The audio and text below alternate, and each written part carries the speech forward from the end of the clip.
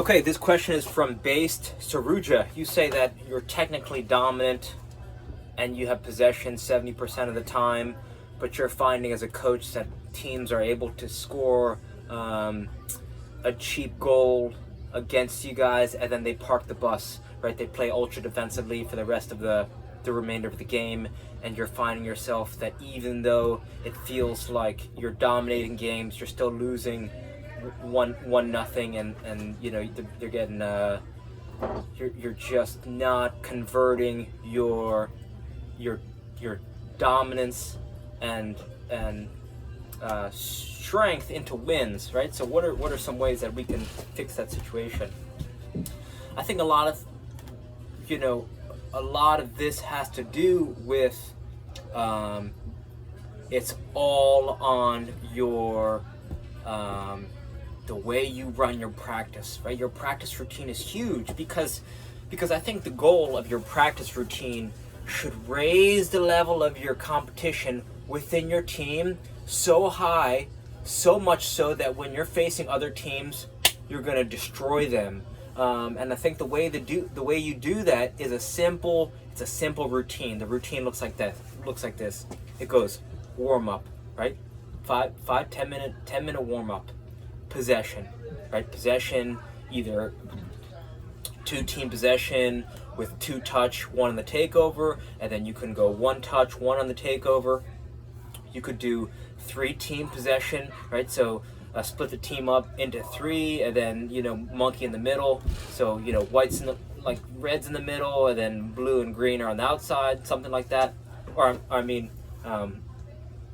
right, blue and green are playing possession from away from playing against red, and then if red wins the ball from green, right now green's in the middle, right? You get the idea, monkey in the middle style. The third possession game that you can play is with gates, right? So you have your area, and then you set on the field, ideally you have some thin cones, so you lay down 4 or 5 gates spread out in your tight area, and then to score points, teams have to play through the gates to score, right? Let's say they're scoring like four points is a goal, and then it's first to 3, something like that. And this is super effective because defenders, right, whoever doesn't have the ball, they're going to try and defend their gate. And as pressure comes, the offense, who's trying to go back and forth and tally up points with the gate, they're going to feel that pressure. And the challenge for the attackers is to swing the ball to gates that don't have defenders. So what you're going to start to notice is when teams get really good at this, they're going to be able to, what this translates into is them being able to effectively switch the point of attack on the field, and that's going to lead to more goals scored and really be able to take advantage of weak areas that have less defenders, because in practice they're spending so much time going from high pressure swinging into areas of low pressure because they're going to get those points on the gates. So that's another possession game that you could play. Right after possession, you do finishing on goal. Right, finishing on goal, there's 2 different sections of finishing on goal. The first is Slotsville. Slotsville is hard, low, driven balls on the ground, side netting.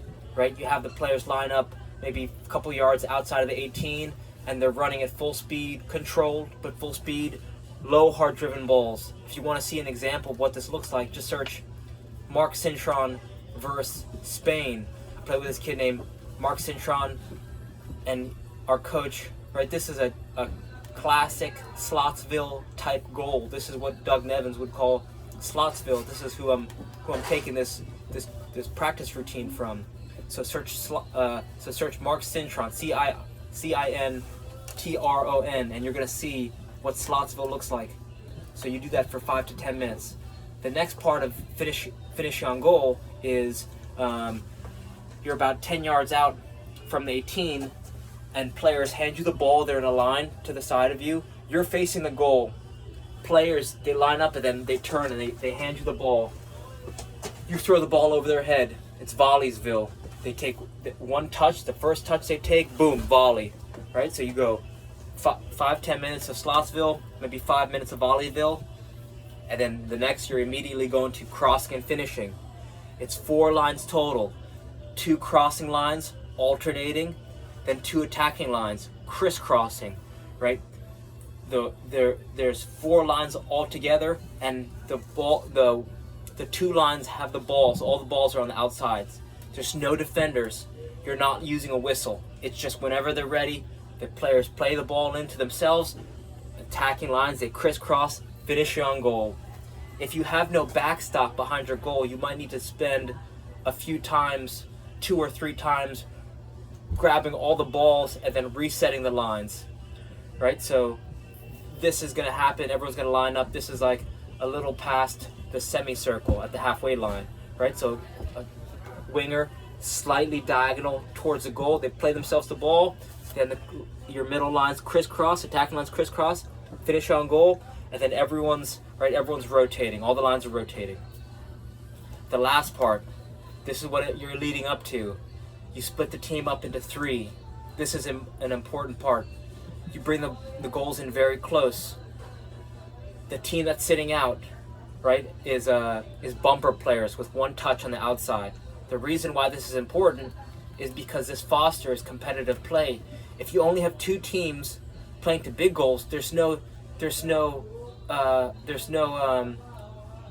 risk reward trade-off, right? Because if a team gets scored on, they don't care because they're just gonna, they just keep playing. But if a team scores and there's 3 teams, then they got to get off. Now they're like pissed because now they're playing as neutral players.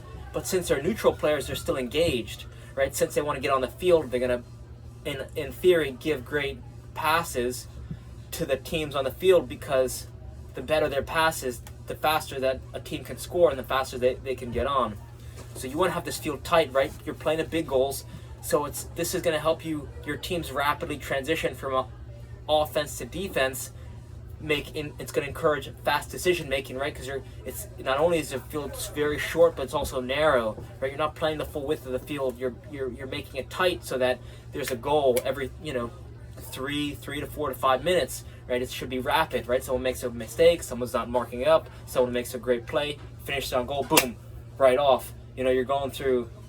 There should be 15 to 20 changes, lots of goals, should be a lot of fun, and then you actually want to end this game a little bit short, because you want to have all this positive emotion, a lot of energy, so that players remember. It's like, these peaks of emotion, they're super energized because they're having a lot of fun. And you can run the same formation, warm up, some type of possession game, finishing on goal, crossing and finishing, and then 3 teams rotating, playing at big goals. And this is what Doug Nevins would run with us. And when he ran this practice routine with us, we were ranked U18 boys #1 in the whole country. This is in 2008, right? PDA Cruyff, and he was former Gatorade Coach of the Year, right? His coaching was no joke, right? He was a hard coach, but he was a fun coach. Just run this back every time, and what you're going to start to see is that players will anticipate.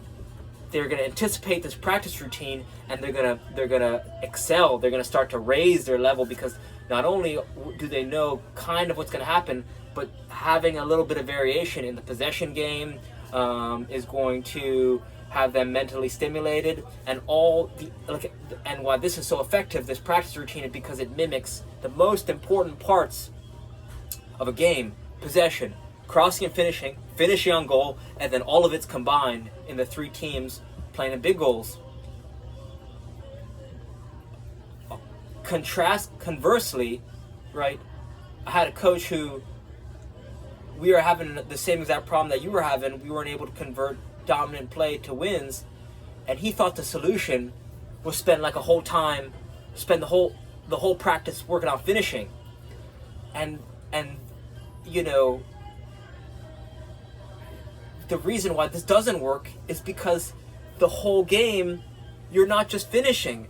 You gotta keep possession of the ball. It's crossing and finishing, right? It's a quick changes from offense to defense. It's mostly possession, right? So it's a combination. So that's why, if you're not banging in goals, you're not scoring goals, you can't just work finishing, because you got to work it's the nuances and how they all blend together. And this routine, it respects the the complexity of the game in a very simple way.